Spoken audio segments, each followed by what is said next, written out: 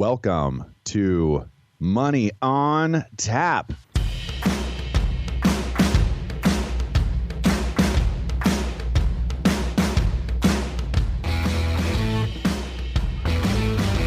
Money on Tap, your personal finance headquarters, where we bring out the professionals' experience and some fun in what we call three-dimensional investing, utilizing insurance, brokerage, and fee-based planning. That's what we do on this show. We look at all sides of the issues, and we bring a fully independent planning perspective to the table. Welcome back. You are listening to Money on Tap. My name is Seth Krussman, and we got a big room of people here today. For starters, Mr. Benjamin Brayshaw. How are you doing today? Good, Seth. How are you doing? I am well. We got a good show today, Seth, and we actually have some guests. We have several partners here at Brayshaw Financial Group, and we've had both of these gentlemen on with us before. They're a ton of fun. And for starters, it's Mr. Tony Scola. How are you today? I'm doing fine, Seth. All right. And Dan Michelon joining us once again. It's good to have you back in the room with us, buddy. How you doing? Doing good. Ready to share, ready to learn. I like that. I've been working on that. Is it on your business card? So what are we going to be talking about, Ben? You said it's going to be good. We are going to be covering that self-employed person, all the benefits about being self-employed, having your own business. Maybe it's a side business, but all the pieces that revolve around it. So today, there's a lot of people out there that say, I always wanted to own my own business. And what benefits would I have from that? And I think today we're going to cover a bunch of those. And I also think for the person who is self-employed, we're going to talk about the benefits that they're actually either enjoying or maybe ones that they're maybe overlooking. Yeah. Before we get there, though, we have a couple of things that we want to make sure we cover. First of all, you can reach us at 855-226-8551 or info@yourmoneyontap.com. And for those of you that have been listening and reaching out and connecting, we want to thank you. It's a lot of fun to put this together, but it's even more fun to be able to sit down with you and find out where you're at in your financial journey and how we can connect and how we can, bring some organization or some ideas and really do some planning work around this idea of retirement. Whether you're in that accumulation phase or that distribution phase, wherever you're at, it's a lot of fun, and we really appreciate you reaching out and connecting with us. And for the rest of you out there that are just liking us in podcast land and listening and subscribing out there, we thank you too, because those are all things that you just give back to us here at Money on Tap. And you know what? It's appreciation. It's appreciation time here. So we're gonna segue right there into money in the news.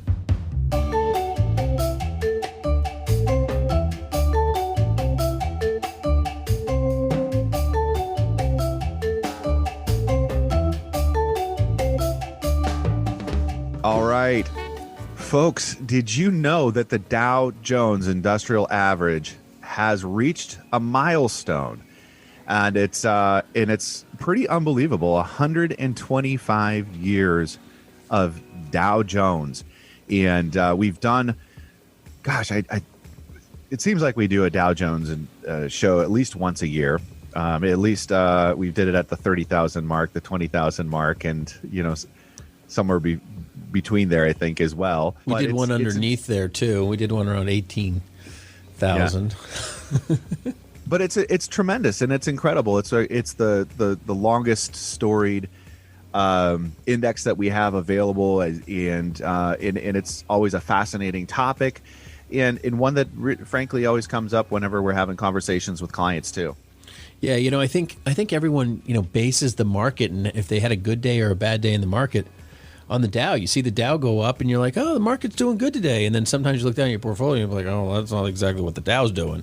It's funny because when you're, a lot of people don't realize, the Dow is, the 30 large, I wouldn't say largest because I don't think they actually officially do that anymore, but 30 large U.S. companies. And that's not a huge pool of companies. Oh, that's exactly what I was going to say, Ben. A lot of times people, absolutely, they look at the Dow as a representation of the entire market, and they seem to be shocked when I challenge them to tell me how many companies make up the Dow. And as you mentioned, it's only 30, and they're. Or have you ever asked anybody to name some of the Dow companies? It's really amazing, and they don't have any idea. They can't even name 2 or 3, and that's hard, So that takes away a lot from people's understanding what their portfolio is doing based on what the market's doing. I think for a lot of us, it's our first introduction to the market in some form or fashion, too.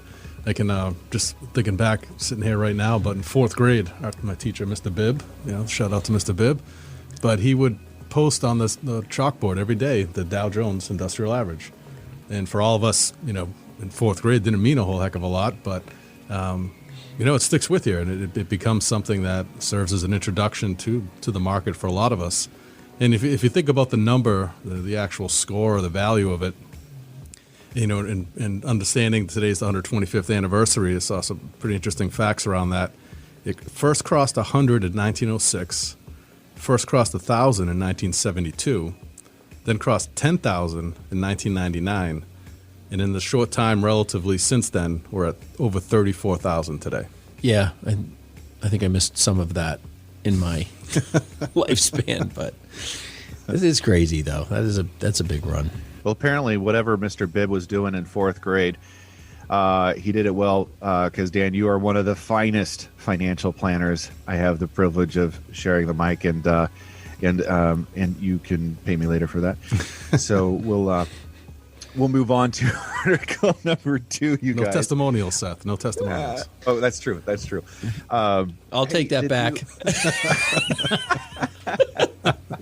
I don't think it would be a complete show here at Money on Tap unless we were to just, do a little bit of name dropping here. And today it happens to be Disney. We're like all Disney families here. Tony, are you a Disney family? Yes and no. My kids have had quite a bit of exposure to Disney throughout their life. Their mom's a big. So do you own Disney Plus? We have Disney Plus in the household. Yes. Okay, so we all do. You sounded like we caught you at McDonald's eating fries right there. What's wrong with Disney Plus?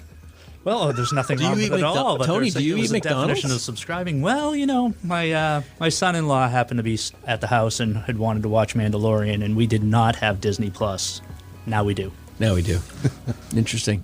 Every time I think of Disney, I just see dollar signs. Not dollar signs coming in. It's like a big fat negative right in front of it. Every time I see Disney, I see the name Disney. I just think expensive. Do you guys have that feeling? I certainly have. Took a trip there with, now 15-year-old, but the time was, I think, 9. And that was brutal. That was a heck of a trip. I think we should come up with a show like how to do Disney on a budget. Don't. And then at the same time, I'm like, that would be an epic fail because that's not possible.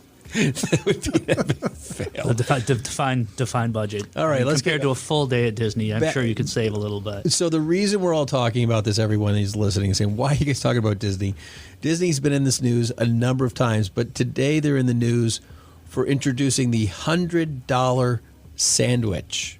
I mean, I don't know about you, but dropping $100 at Disney sounds cheap. That's an expensive sandwich. That is really inflation only moving for you. $100? They're probably rounding down just to make us feel better about it.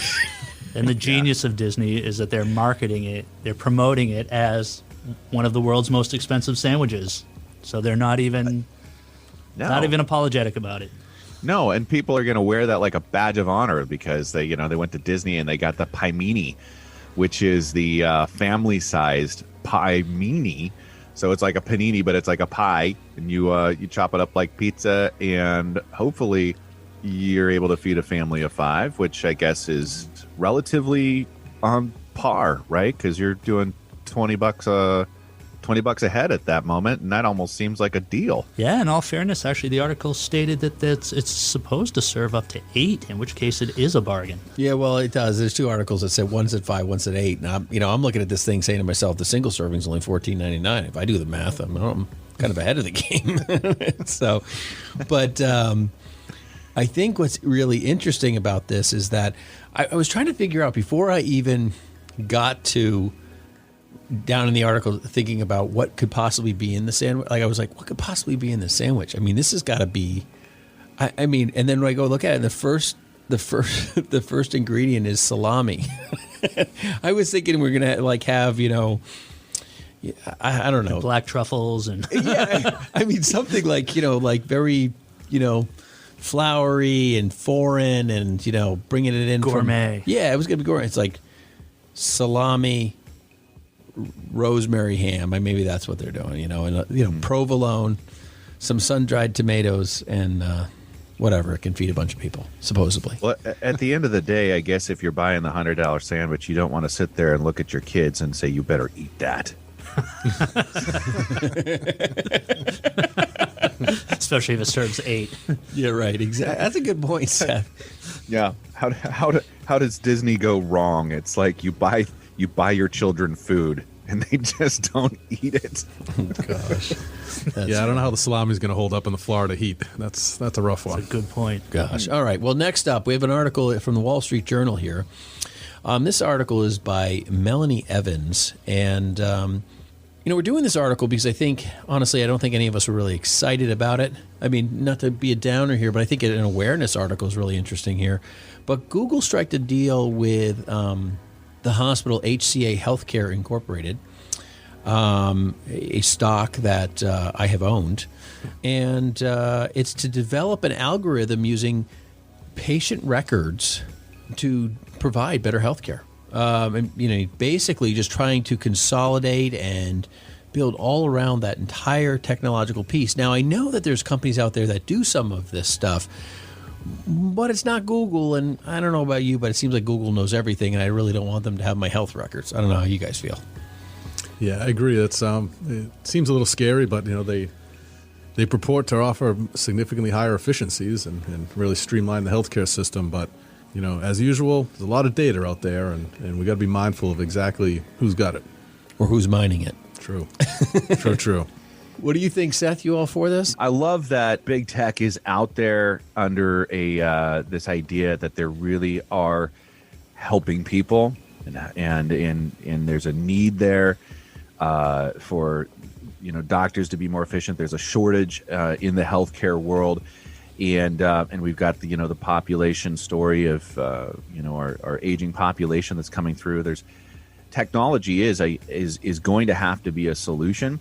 But then when you put Google on it, there's just a part of me that definitely wants to take a step back and say, let's just put a pin in that, buddy. Let's just hold off for a minute or two before we give Google everything. Google also came up with a deal with the Mayo Clinic on storing medical records and doing some algorithms around that information as well, which is being pushed out into this article. But I had zero awareness of any of that stuff.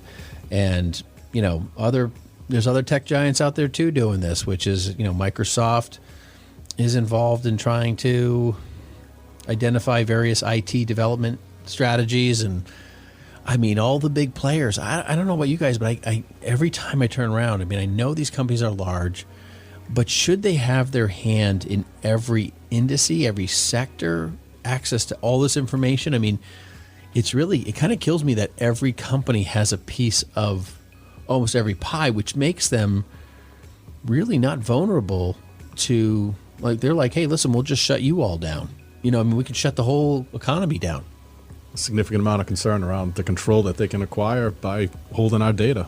Right. I've seen it as a double-edged sword where, they can justify it by saying that they're offering better products and services based on the factors that they've been able to mine from spending habits, travel habits, from traveling, following your GPS and things like that to make things more efficient or more cost effective for you. But now you're getting into healthcare.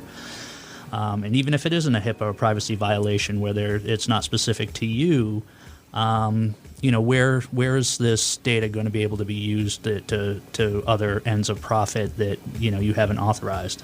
Yeah, where do we as a consumer get to say under our HIPAA rights that we don't want Google to have this information? That's really, it's like, where are you storing it?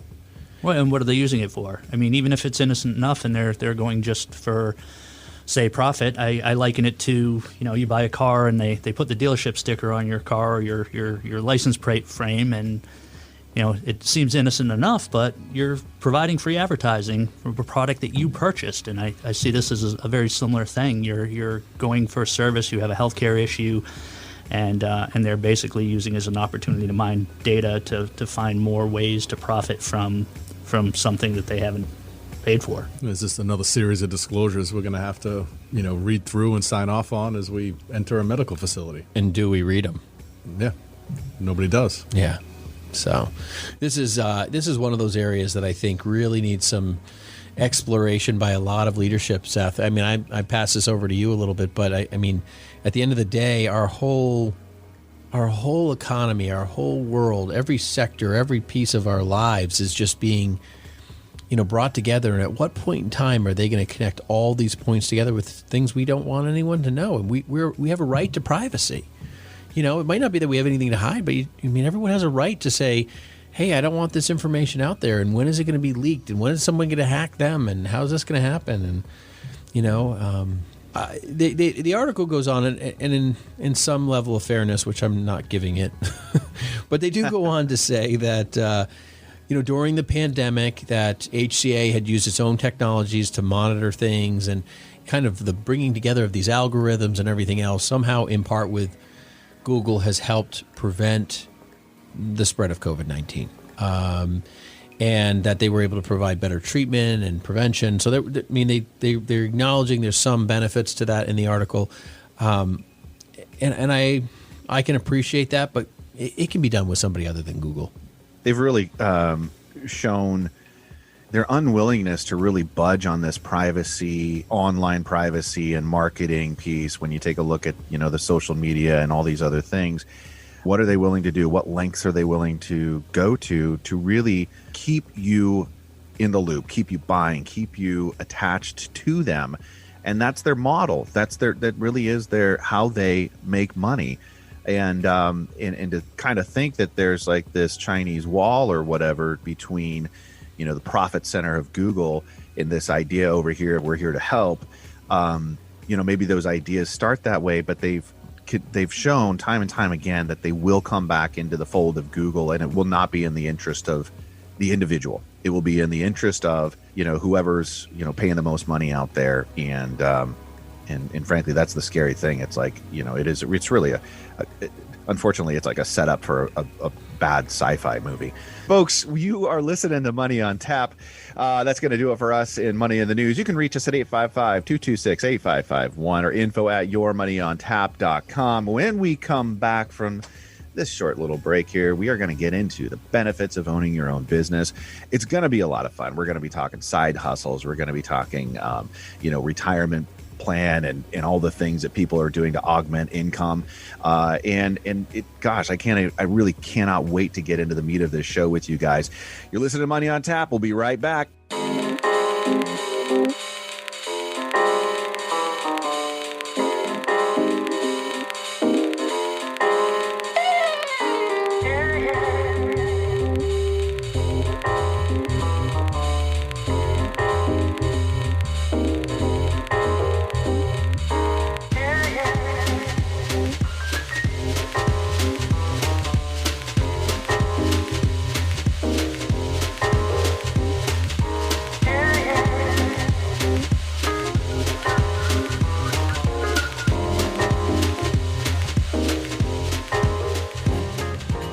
Folks, it is so much fun for us to bring you Money on Tap. My name's Seth Kressman, and I am one of the hosts here at Money on Tap. I'm also a financial planner. That's what we do. That's what Ben and I do. And the fun part is we get to have this radio show. We talk about important things that we think you need to listen to and be aware of to help raise the bar as far as your financial literacy. It's a big part of what we're trying to do here. The other thing that we're doing here as well, as financial planners, we are welcoming you to come and call us and to join us at Brayshaw Financial Group. Experience what complete wealth management looks like. Let's take a look at all sides of the issue, get a three-dimensional perspective, and put a plan around your next step. It's so critical. And so many people just leave this part out and then they find out later, if I only would have known. Hey, don't let that be your story. Give us a call at 855-226-8551 or info@yourmoneyontap.com. If you have $250,000 of investable assets today, our plan is free to you. We think it's important for you to know the facts and have a playbook so you can have a successful retirement. Give us a call at 855-226-8551. Thanks for listening. Now back to Money on Tap with Ben and Seth.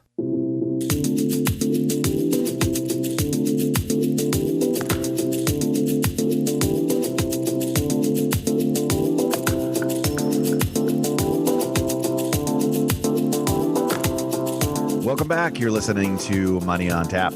You can reach us at 855-226-8551 or info@yourmoneyontap.com. And it's going to be a fun one for you folks. So hold on to your chair as we get ready to go down the road of benefits of owning your own business. And it's a big topic because there's so many neat things out there and stories around entrepreneurship and creating a side gig, side hustle, all these kind of terms that are out there right now. Those kind of get tagged and pinned into under the fold of millennials a lot of the time, but it's not a concept that's foreign when we talk about people, working for, a company or something like that. And they're just like, hey, I really have this need to either have another income for my family, or I just have a passion around this idea over here and launching their own business. And there's quite a bit of information out there if this is you, and let's say that the kids have gone to college and you're trying to create a second income in the home, or maybe a third income in the home.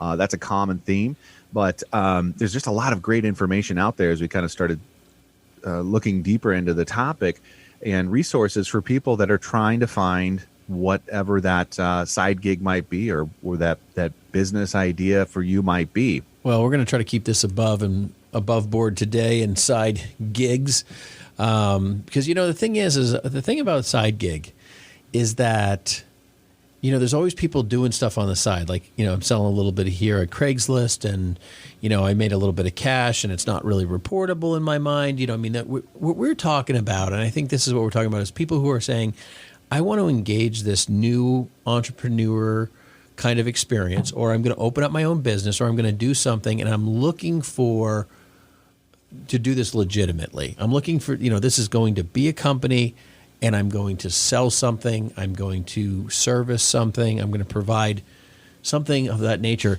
Now, there's a lot of people out there, and I've got friends, I got family, I got people who, they're always buying and selling stuff on eBay, or they're, running around doing something for a friend as a favor.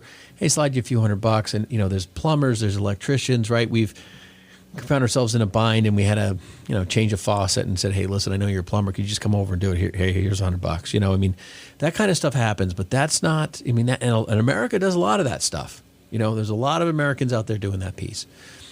But I think what we want to chat about today is, really the crux of like starting something very intentional and trying to run that. So, for the person who either is thinking, I want to own a business, or you already own a business, or you're looking to really create something and build into a passion because you have a job, but you're not planning on leaving that. This show's for you. So I was thinking today, as we were walking into this, Tony, I was thinking about your wife's company, and I was wondering if you could just share a little bit about that, because that's a pretty well-known company, and probably a lot of our listeners here on the East Coast might even have heard of it, been there, and know about it. Oh, sure, yeah.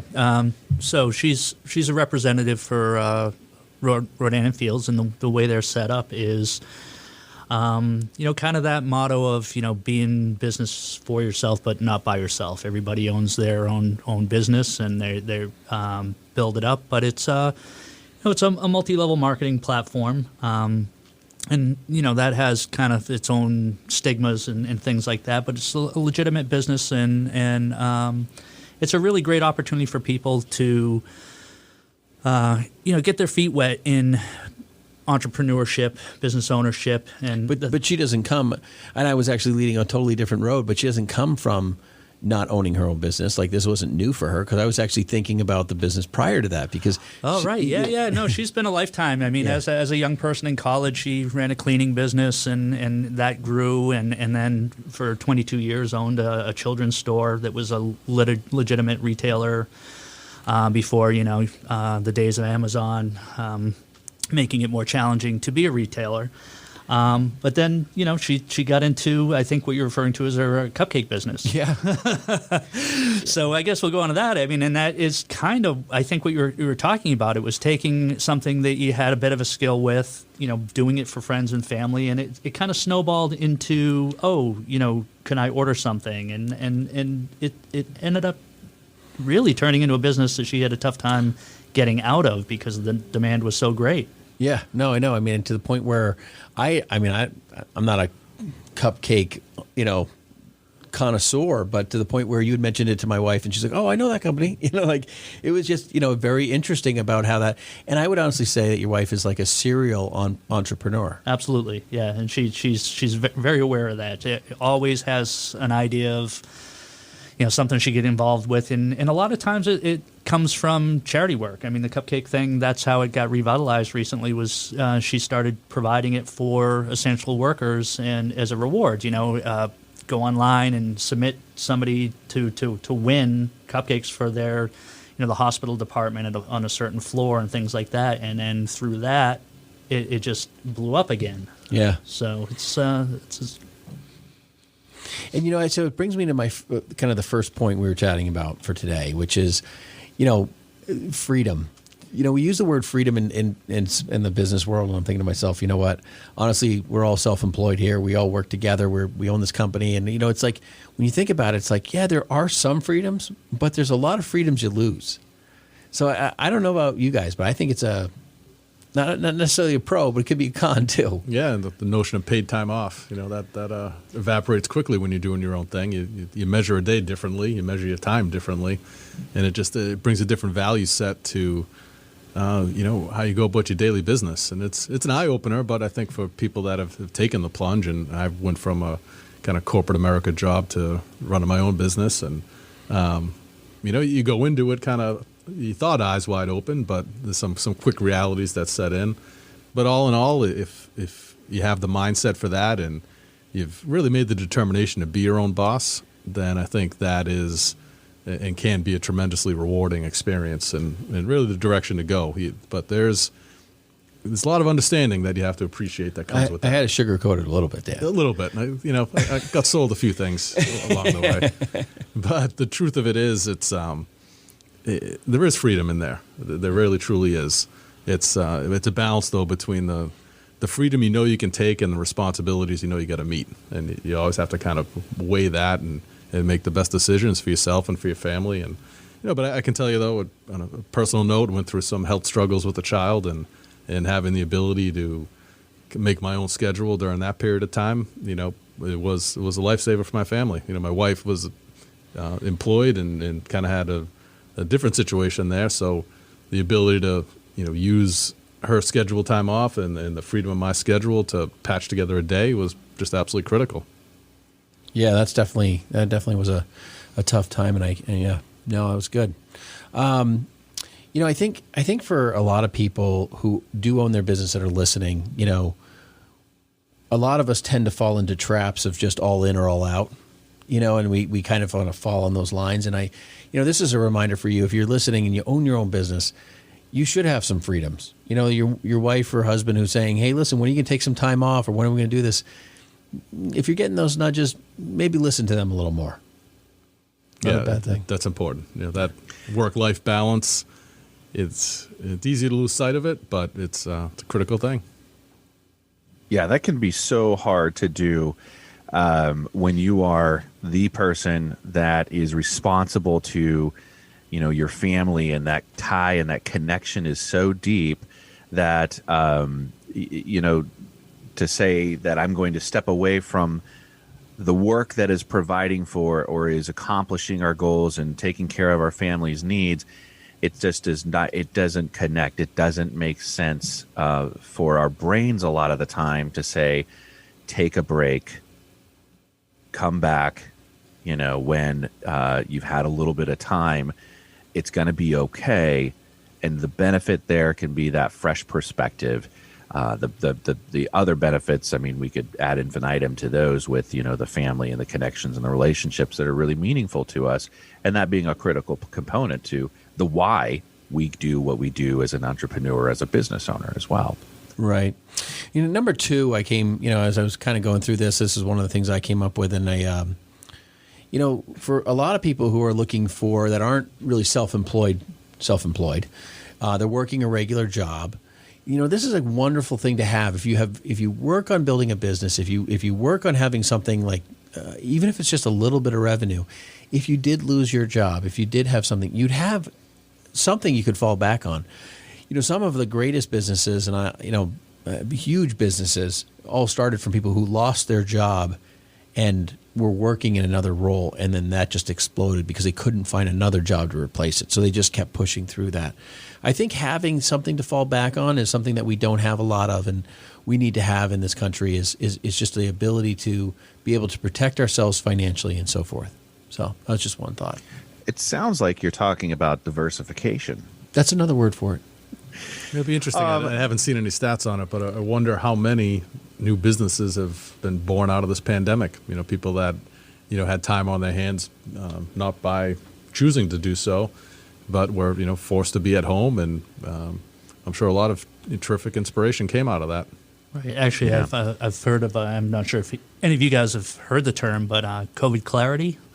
And that's folks that I know who have actually made career changes or transitions to self-employment to pursue their passion based on the situation that happened last year with a lot of their job changes, the work from homes, sometimes losing jobs or the fear of losing a job, and realizing, life is short and, I have something that I really want to accomplish in life, and maybe now is the time to do it. So they, used it as an opportunity to make the leap. And, from what my understanding, vast majority of people don't regret it one bit. So, Tony, you bring up a really great idea, and there's the other side of the coin here for our business owners that have the employees that maybe there's a concern about losing the talent, and that can be really challenging in terms of developing that talent within your organization and feeling like, okay, that is something that is now I have some ownership in,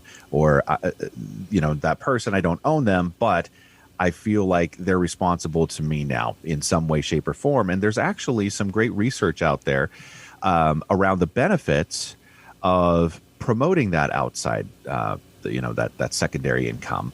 For one, the employees love to be able to not feel like, they're owned by their job. These other alternative entrepreneurial opportunities can spur creativity. The employees come back so much more happy. Maybe they see that the grass is not greener on the other side, and that they really, that side gig was not really what they're cut out for. And they come back with more of a passion in doing the work that you offer and that you've developed and have them there for. And then, they can also bring back a lot more skills and professional connections and it can prevent burnout. So just some other things to consider when this topic might come up and you happen to be the employer.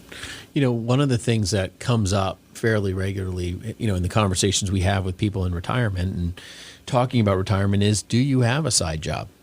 Is there something else you're doing? Are you planning when you retire from your kind of primary workload, do you expect there to be a secondary piece of income, whether you're going to work as a consultant, at your current position? Do you have a little bit of a side job, side hustle, whatever it is that is going to bring supplemental income in? Because those things are, I would say, the majority of the time, I would say that, and I'm not thinking like 80 or 90% of the time, but I'm thinking 50 to 60% of the time I sit down with somebody that says, oh yeah, when I retire, well, I'm not going to be fully retired. I have this and I work for the women's whatever, or I I run this, or I work at a golf course, or, they're all doing something. They don't want to sit at home and read a book all day. I mean, they want to be doing something. There seems to always be some secondary income. What do you think?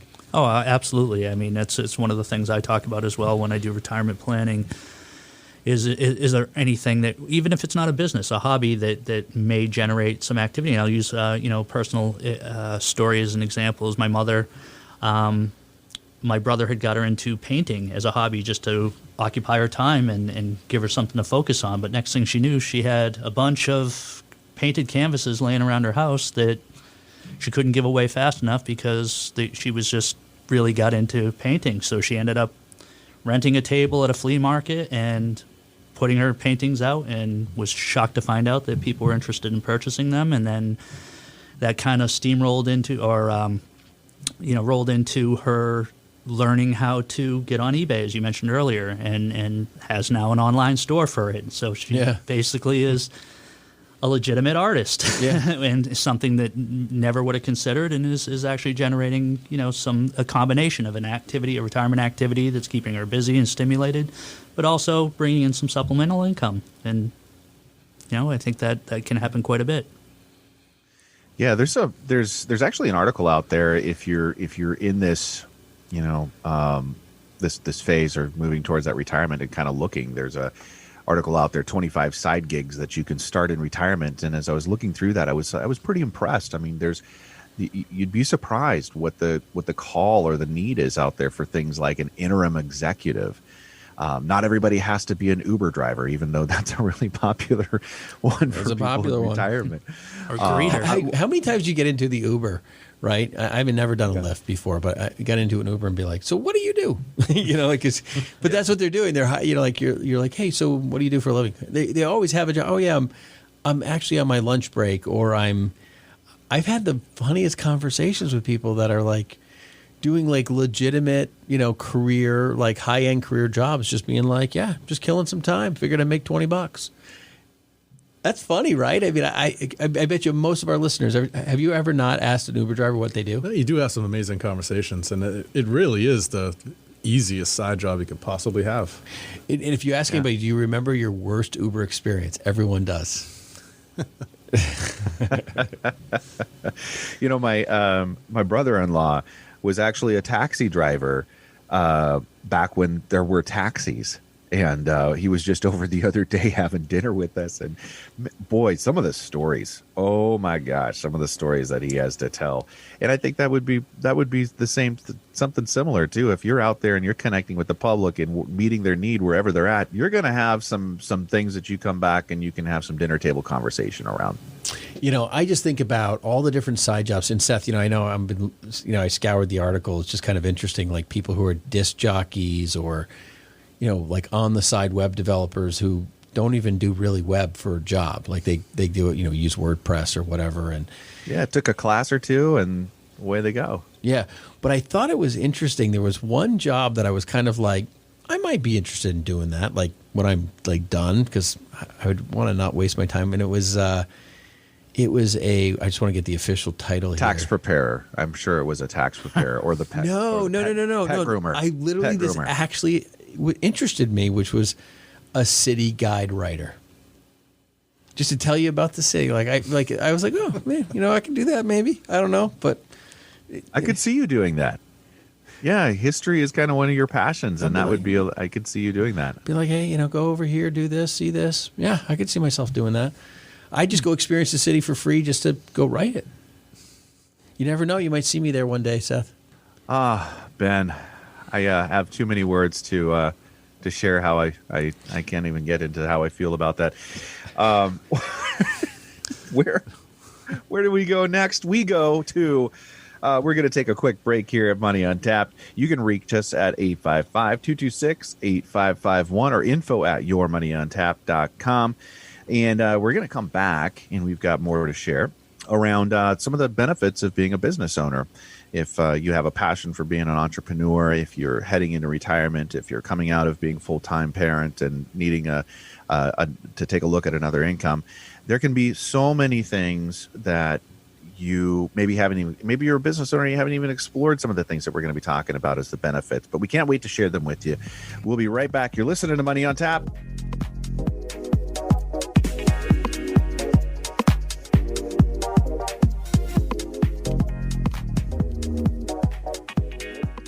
Call us today at 855-226-8551 and get your free consultation with Ben Brayshaw or Seth Krussman or any one of our partners and find out what's going on in your plan, your estate plan, your financial plan, or what you're planning at all, if nothing. Get it fixed, get it right, get it done today. Give us a call at 855-226-8551. Now back to Money on Tap with Ben and Seth.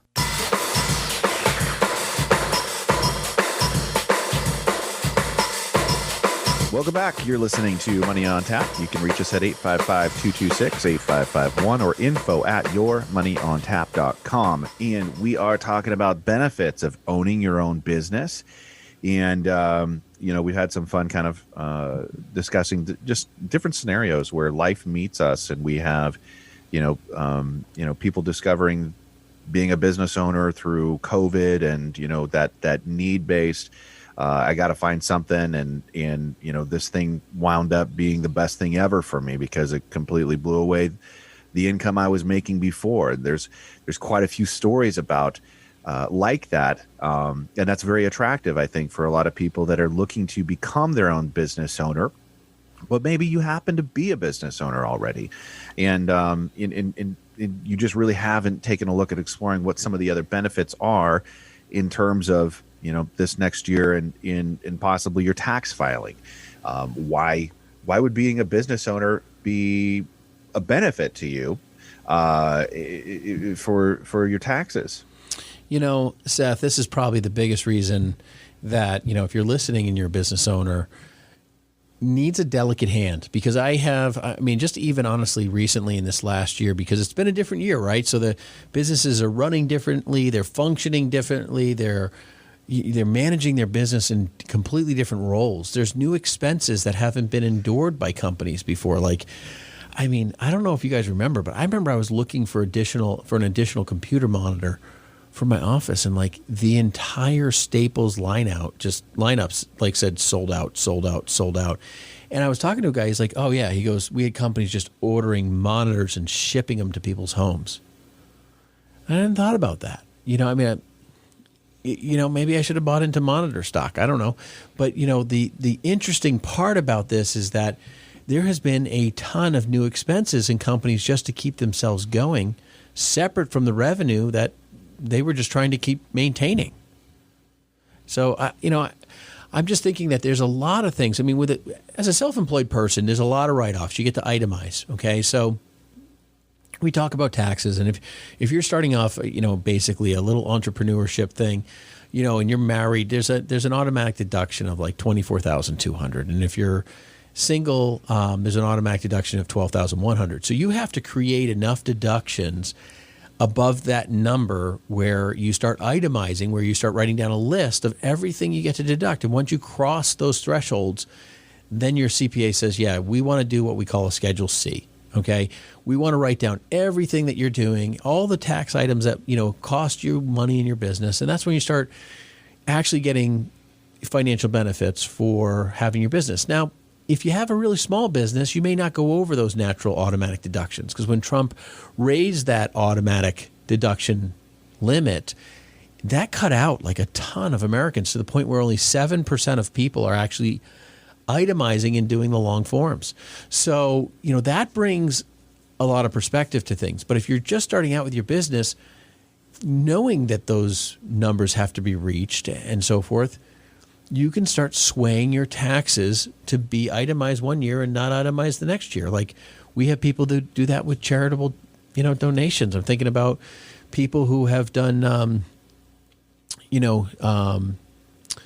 the deferred annuity gifts, and where they'll shove 3, 4, 5 years worth of gifting all into 1 year, and they'll let's say they gave $10,000 to a charity every year for the last decade. We'll say, hey, listen, why don't you just put it in here, and you'll take the deduction of the say 5 years today, $50,000. We'll donate the money there. They'll distribute it out over the next 5 for you. You get the deduction on the whole 50. You itemize. And then next year, you'll just get the full $24,000 as if, whatever, but you didn't happen to do the $10,000 because the $10,000, charitable gift never put you over. Okay. So we'll do that, but you can do the same thing with businesses. I mean, you can say, hey, you know what? I'm going to buy all my technology stuff in every other year and force myself to make sure I go over and, try not to in other years. I mean, there's all sorts of ways of doing it, but with this pandemic, I mean, planning your taxes and understanding your taxes has only made it more relevant. Oh, completely agree. I mean, prior to that, I think a lot of those self-employed folks that I work with that were looking at deductions. A big thing was equipment, heavy equipment, vehicles that they could take depreciation over a period of time, and sometimes purchasing new equipment just to continue on being able to qualify getting the depreciation. And now, as Ben mentioned, with the work from home a lot, there's whole nother opportunities for depreciating purchases, whether it's technology and as you said, planning it out, whether or not you're going to buy it all at once or spread it out over multiple years so you can qualify for a higher deduction, or whether or not you want to save that up for another year and take the standard deduction. So definitely can get creative with it. Yeah, we did a show a while back about people who kind of like got the PPP loan and, it wasn't used for employees and they were buying stuff. You remember that, Seth? Some guy bought like a Lamborghini or something crazy. It was just crazy, but you might, different people in different scenarios, they had a tough quarter. I know this from personal circumstances, but, from a client, but they had a tough quarter. PPP money came through. It became a cash flow revenue. Business picked back up and then it surged. And then all of a sudden they had extra money. And we were talking about it. We said, listen, this PPP money was for you under well-intended, use this to frontline your business to protect it from those drops in the future. What would you need to implement with those dollars today so the next time there's a scenario like that, you don't have that lull because that PPP money may not be there. So use that to business insure, business protect, business build. Start gating your business in a way that you have walls up that protect yourselves from that kind of stuff. But taxes, itemization, how to handle that, kind of ideas around that, give us a call. I mean, this is something we work with business owners constantly on. So we've heard how other people are utilizing the tax laws, not manipulating, utilizing the tax laws for their benefit. We might have some wisdom to share on with you, because what I find is that people want to sit down with their CPA like April 14th, the day before filing, or in this year, it was May 14th or whatever. But yeah, and they're all right there, ready to go out to coffee or lunch with you. Now they are. Time on their hand. Yeah. The taxes are filed. They're free. They're going on vacation. Yeah, you want to spend all the time in the world. Now's the time to get in touch with the CPA. Now's the time to plan for next year and get things ramped up. And this is a constant conversation with people, is getting to sit down with your CPA and your financial advisor and get that stuff organized. Well, and Ben, there's so many different places that people can go to try to find that. And actually, while you were saying that, I just had an idea. If your CPA is doing a lot of people's taxes, she's actually probably seeing a lot of these side gigs come through or side hustles come through, and would maybe be a person that you'd want to talk to and say, hey, who are you seeing or what are you seeing that's actually successful? Because there can be a lot of places out there people just dump money and don't find that they're successful. There's a certain kind of person that you really do need to be able to sit down and work and be able to focus and try to get something like this launched. And I've just seen a fair amount of people just kind of like go from one thing to the next and think it's going to be the next, kind of a get rich quick deal. And what I've seen more successful is a lot of people just doing some, client like customer service type of activity where they're maybe a tutor or they're, an elder care online educator kind of a thing, helping that population with some of the challenges of COVID. There's some real needs out there, and that's a great way to connect and maybe find what's going to work for you. Folks, you're listening to Money on Tap, and we've been talking about side gigs here. We've talked about all not necessarily side gig, side hustles, but business owners, benefits of owning your own business.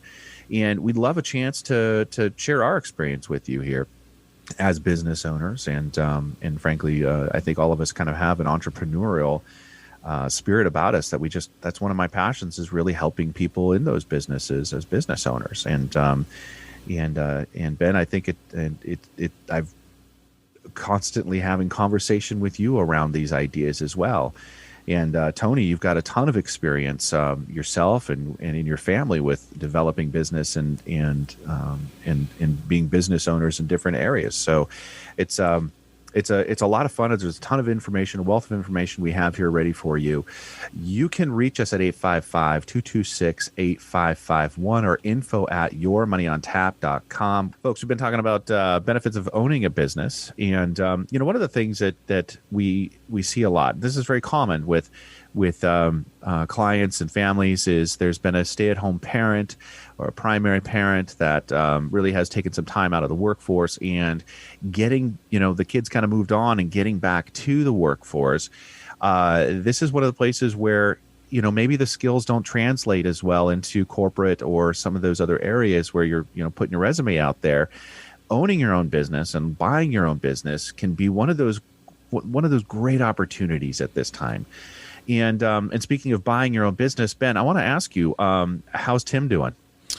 Tim's doing good. He's talking about my brother-in-law, Tim Johnson. He has a company. It's First Choice Business Brokers. It's called First Choice. Somebody you can get in touch with. Tim he's an amazing person who has gifts of management that are like almost second to none. I mean, the guy has worked for major corporations, and he got to the point where he got tired of working for other people, but he's so organized. He can almost step into any business, no matter what it is, run it more efficiently and more effectively, and then he has sold the business.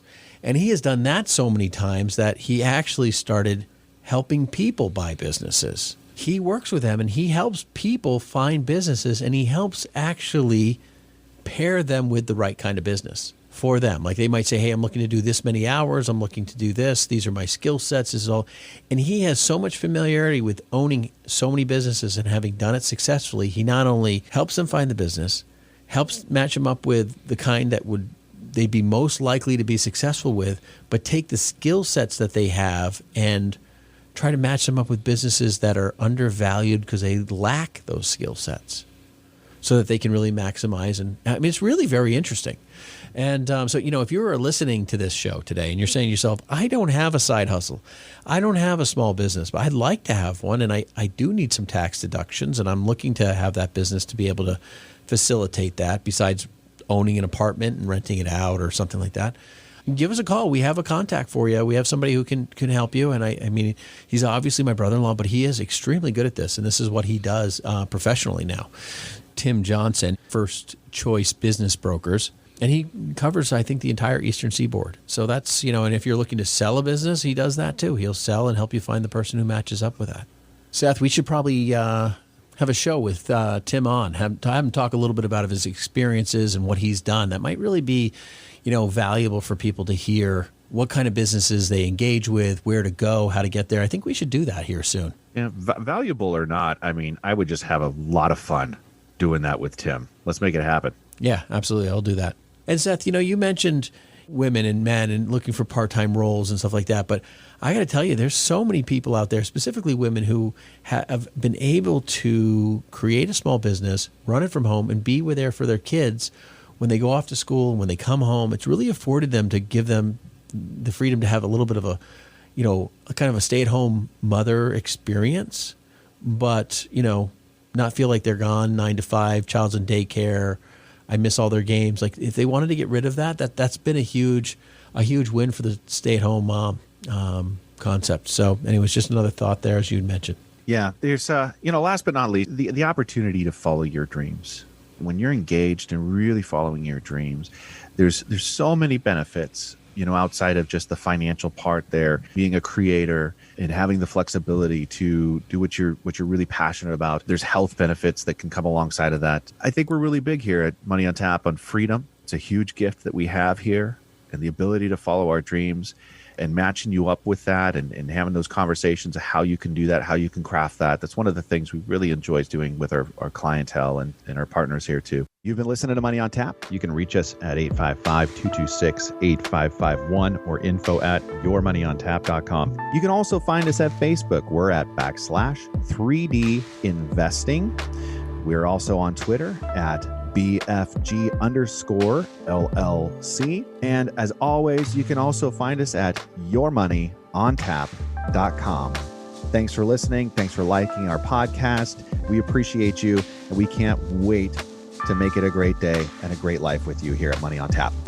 The views expressed are not necessarily the opinion of this radio station and should not be construed directly or indirectly as an offer to buy or sell any securities mentioned herein. Investing is subject to risks, including loss of principal invested. No strategy, product, material, or tool mentioned can assure a profit nor protect against loss. Please note that individual situations can vary. Therefore, the information, products, materials, or tools mentioned should be relied upon when coordinated with individual professional advice. Past performance is not a guarantee of future results. This show may be subsidized in whole or in part by a product sponsor or issuer. Securities and advisory services offered through SagePoint Financial Incorporated, member FINRA SIPC, and a registered investment advisor. All other services offered through Brayshaw Financial Group LLC are independent of SagePoint Financial. SagePoint Financial and Brayshaw Financial Group do not provide tax or legal advice. Main office is located at 116 South River Road, Bedford, New Hampshire, 03110, and can be reached at toll-free 855-226-8551. Well, bye.